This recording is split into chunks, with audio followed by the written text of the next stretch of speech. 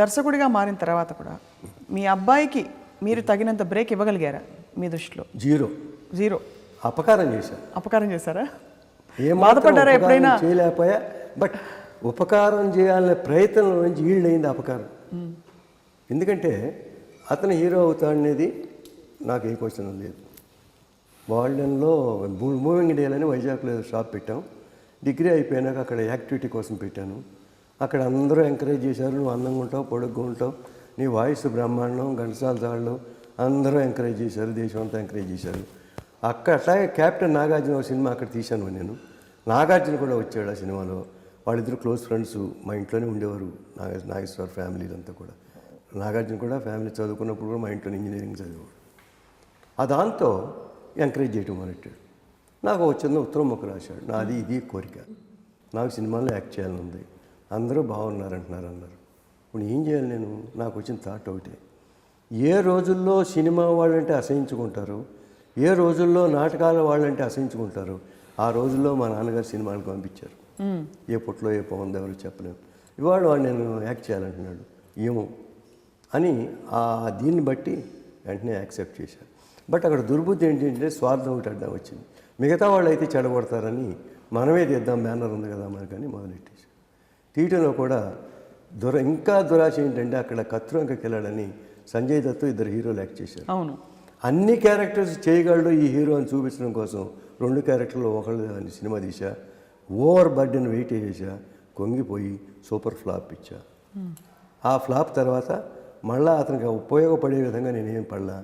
తన సొంత కాళ్ళ మీద తను పడి, తను కష్టపడి, ఎన్నో అపవాదులు ఎందరో తిడుతుంటే ఇది వాయిసా, ఇది ఒక ముఖమా, ఇది ఒక హీరో అని ముఖం మీద తిట్టినా కానీ పడి ఈ రోజున ఒక హీరోగా, ఒక నిర్మాతల హీరోగా, అందులో అండర్లైన్ ప్రతి నిర్మాత కూడా అంత మంచి హీరో, నిర్మాత బాగుకోరే హీరో, నిర్మాతలు నష్టపోకూడదు అనుకునే హీరో జగపతి బాబు అని ఇచ్చే కొడుకుని ఇవ్వటం.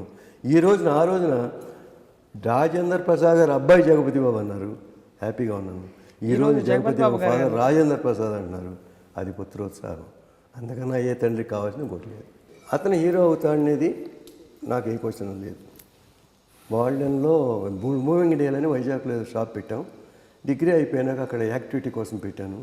అక్కడ అందరూ ఎంకరేజ్ చేశారు, నువ్వు అందంగా ఉంటావు, పొడుగ్గా ఉంటావు, నీ వాయిస్ బ్రహ్మాండం, ఘంటసాల తాళ్ళు అందరూ ఎంకరేజ్ చేశారు, దేశం అంతా ఎంకరేజ్ చేశారు. అట్లాగే క్యాప్టెన్ నాగార్జున సినిమా అక్కడ తీశాను నేను. నాగార్జున కూడా వచ్చాడు ఆ సినిమాలో. వాళ్ళిద్దరు క్లోజ్ ఫ్రెండ్స్, మా ఇంట్లోనే ఉండేవారు. నాగేశ్వర ఫ్యామిలీలంతా కూడా. నాగార్జున కూడా ఫ్యామిలీ చదువుకున్నప్పుడు కూడా మా ఇంట్లో ఇంజనీరింగ్ చదివాడు. దాంతో ఎంకరేజ్ చేయడం మొదలెట్టాడు. నాకు వచ్చిన ఉత్తరం ముక్క రాశాడు, నాది ఇది కోరిక, నాకు సినిమాలో యాక్ట్ చేయాలని ఉంది, అందరూ బాగున్నారంటున్నారు అన్నారు. ఇప్పుడు ఏం చేయాలి నేను? నాకు వచ్చిన థాట్ ఒకటే, ఏ రోజుల్లో సినిమా వాళ్ళంటే అసహించుకుంటారు, ఏ రోజుల్లో నాటకాల వాళ్ళంటే అసహించుకుంటారు, ఆ రోజుల్లో మా నాన్నగారు సినిమాలకు పంపించారు. ఏ పుట్లో ఏ పవన్ ఎవరు చెప్పలేము. ఇవాళ వాడు నేను యాక్ట్ చేయాలంటున్నాడు, ఏమో అని దీన్ని బట్టి వెంటనే యాక్సెప్ట్ చేశాను. బట్ అక్కడ దుర్బుద్ధి ఏంటంటే స్వార్థం ఒకటి అడ్డం వచ్చింది. మిగతా వాళ్ళు అయితే చెడగొడతారని మనమే తీద్దాం, బ్యానర్ ఉంది కదా మనకని మొదలెట్టేసి తీయటంలో కూడా ఇంకా దురాశ ఏంటంటే అక్కడ కత్తురంకకి వెళ్ళాడని సంజయ్ దత్ ఇద్దరు హీరోలు యాక్ట్ చేశారు. అవును, అన్ని క్యారెక్టర్స్ చేయగలడు ఈ హీరో అని చూపించడం కోసం 2 క్యారెక్టర్లు ఒకళ్ళు అని సినిమా తీసా. ఓవర్ బర్డెన్ వెయిట్ చేసా, కొంగిపోయి సూపర్ ఫ్లాప్ ఇచ్చా. ఆ ఫ్లాప్ తర్వాత మళ్ళీ అతనికి ఉపయోగపడే విధంగా నేనేం పడలా. తన సొంత కాళ్ళ మీద తను పడి, తను కష్టపడి, ఎన్నో అపవాదులు ఎందరో తిడుతుంటే ఇది వాయిసా, ఇది ఒక ముఖమా, ఇది ఒక హీరో అని ముఖం మీద తిట్టినా కానీ పడి ఈ రోజున ఒక హీరోగా, ఒక నిర్మాతల హీరోగా, అందులో అండర్లైన్ ప్రతి నిర్మాత కూడా అంత మంచి హీరో, నిర్మాత బాగుకోరే హీరో, నిర్మాతలు నష్టపోకూడదు అనుకునే హీరో జగపతి బాబు అని ఇచ్చే కొడుకుని ఇవ్వటం. ఈ రోజున ఆ రోజున రాజేంద్ర ప్రసాద్ గారు అబ్బాయి జగపతి బాబు అన్నారు, హ్యాపీగా ఉన్నాను. ఈరోజు జగపతి బాబు ఫాదర్ రాజేంద్ర ప్రసాద్ అంటున్నారు, అది పుత్రోత్సాహం. అందుకన్నా ఏ తండ్రికి కావాల్సిన ఇంకోటి లేదు. రాజేంద్ర ప్రసాద్ గారు నమస్కారం అండి. సాక్షి టీవీ లెజెండ్స్కి స్వాగతం. 5 దశాబ్దాలకు పైగా మీ ప్రస్థానం. ప్రస్తుతం దైవ సన్నిధానంలో బిజీగా ఉంటున్నారు. మొదటి నుంచి మీకు దైవ చింతన ఉండేదా? ఈ దైవం అనేది ఎట్లా వచ్చింది అనేది ఇట్ ఈస్ చెప్పడానికి దానికి ఒక స్టోరీ ఉంది. నేను by birth very severe asthma patient. పుట్టుకతోనే ఈ ముందు ఆస్తమా పుట్టిందా నేను ముందు పుట్టానో తెలియదు నాకు, బట్ ఆస్తమా నాతో పాటే పుట్టింది.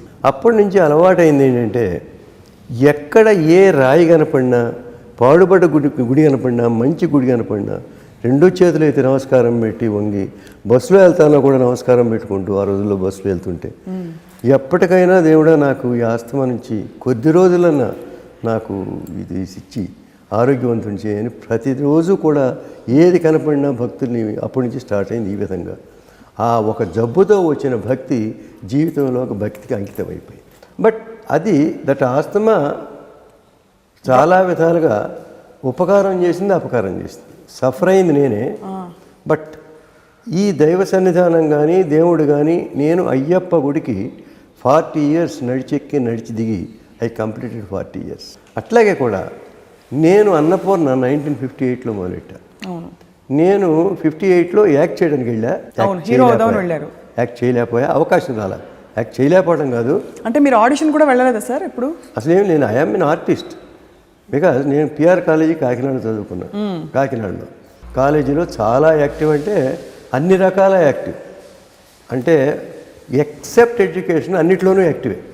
నేనంటే చాలా రకంగా ఒక గ్లామర్ అవనండి, ఒక రౌడీగా కానివ్వండి, except a brilliant student, education తప్ప అన్నీ ఉన్నాయి అక్కడ. అబ్బా, అన్ని యాక్టివిటీస్ ఉన్నాయి. ఆ దసరా బుల్లోడు సినిమా పేరుకు దసరా బుల్లోడు తప్ప జీవితంలో నేను దసరా బుల్లోడు. స్టూడెంట్స్లో అప్పటికి కొంచెం సన్నగా బుర్రగా నల్లగారుగానే ఉండేవాడిని కనుక చాలామంది అమ్మాయిలతో సంబంధాలు, అంటే నేను బికాజ్ ప్రెసిడెంట్, కాలేజ్ ప్రెసిడెంట్ కనుక చాలామందితో మాట్లాడాలి. ఎన్ని మాట్లాడినా ఎన్ని చేసినా అన్నీ నిజం కాదు, కొన్ని మాత్రం అబద్ధాలు లేవు కొంతవరకు. చాలామంది చాలా రకాలుగా ఊహించుకుని ఏయో గోళ్ళ మీద రాసి ప్లస్లు మైనస్లు అంటే ఎన్నో రాశారు, ఎన్నో చేశారు.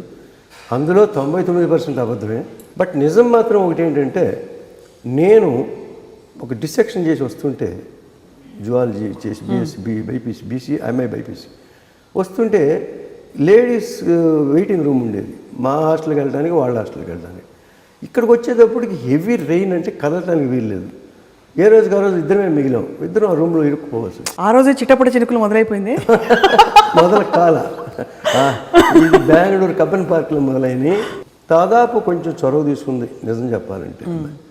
అప్పుడు నాకు వచ్చిన థాట్ ఏంటంటే, హ్యూమనిటేరియన్ పాయింట్ చాలా జాగ్రత్తగా ఆలోచించి, నేను మగవాడిని, ఏ తప్పు చేసినా తప్పు లేదు పెద్దగా.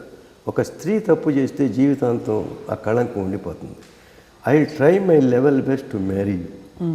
అది చేసుకున్న రోజునే నేను టచ్ చేస్తాను, అంతవరకు నన్ను excuse me I went to up stage. She took the right sense. But really I try, I could not success. But highlight ఏంటంటే, ఆ పెళ్ళి ముందు ఒక ఉత్తరం రాసింది.